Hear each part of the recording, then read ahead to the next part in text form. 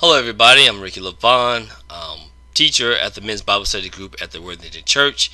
In this particular video, we are going to cover Lesson 2 from the book Yet Will I Trust Him, which covers Job chapter 3, and it is entitled To Never Be Born. Now, there's just a few points that we're just going to cover. It really does go into a little bit deeper knowledge and everything, but we're just going to cover just a few points from this particular lesson, just to be able to have a better understanding of what was going on. Okay, the first point that we're going to talk about actually comes right from the question. It was talking about how does Job start his particular rebuttal, or actually I should say his particular information or his mindset when all this happened. The boils, the sheep, and all the other stuff dying, and his children dying, and so much bad stuff. And Job chapter 3 begins like this. Starting with verse 1, after this Job began to speak and cursed the day he was born. He said, may the day I was born perish, and the night when they said a boy is conceived. If only that day had turned to darkness. May God above not care about it, or light shine on it.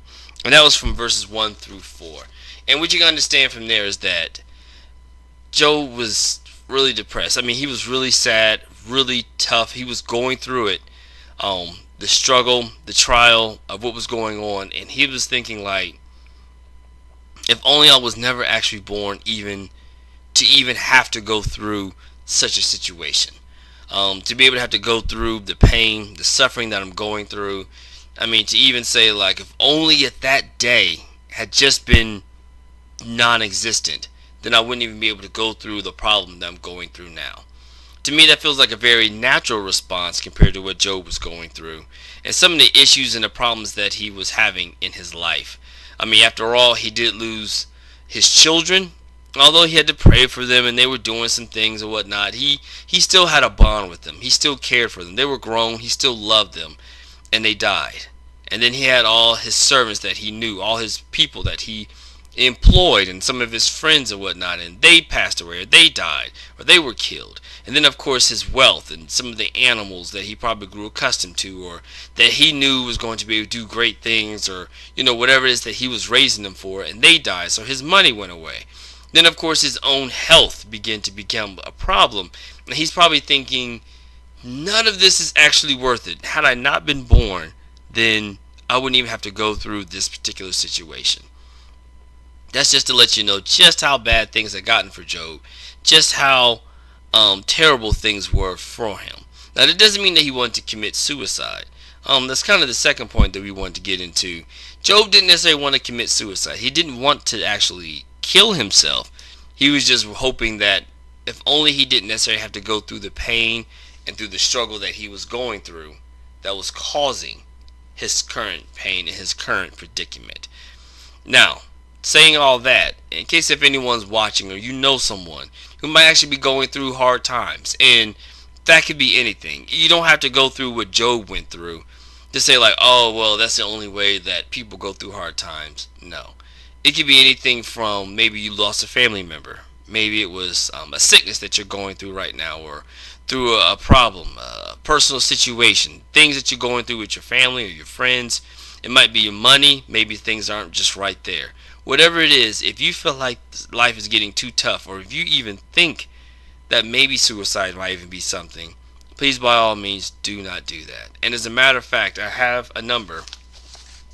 We make sure to put this in the book so that way people, if they get to a certain point and they feel like there's no way out, I just want to let you know there is a way out. And there's people out there who's more than willing to help and to be able to guide you to a point in your life to where you would no longer feel like maybe taking your own life, or maybe no longer existing, is the key.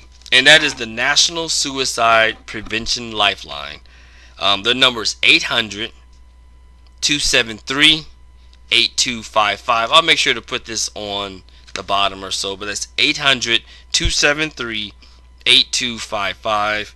It's the Suicide Prevention Lifeline.org.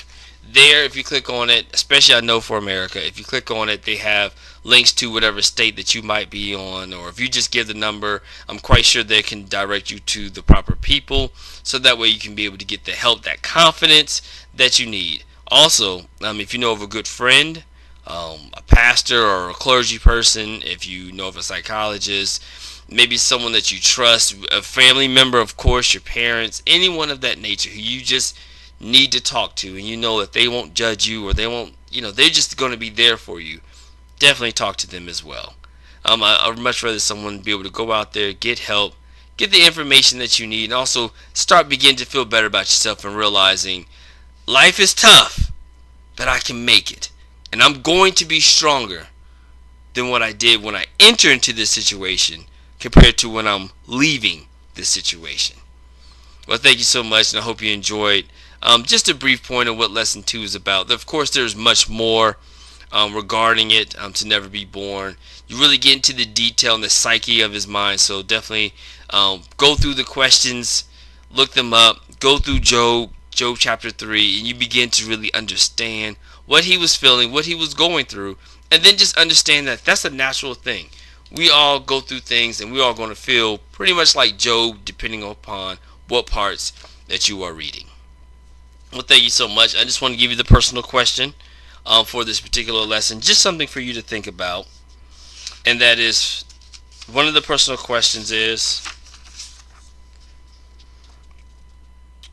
question D in the book: would it be better to have riches, power, and fame, for all that to be taken away, or never to have those things in the first place?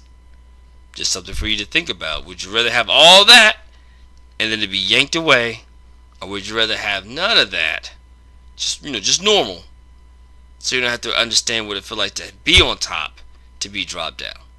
Just something for you to think about as you go along your day. Please enjoy, share this, like, subscribe, of course, and I hope you have a wonderful, beautiful day. This continues on to lesson 3, and from there on, but definitely go to the links, follow up, and enjoy. Thank you, and have a blessed day. Bye-bye.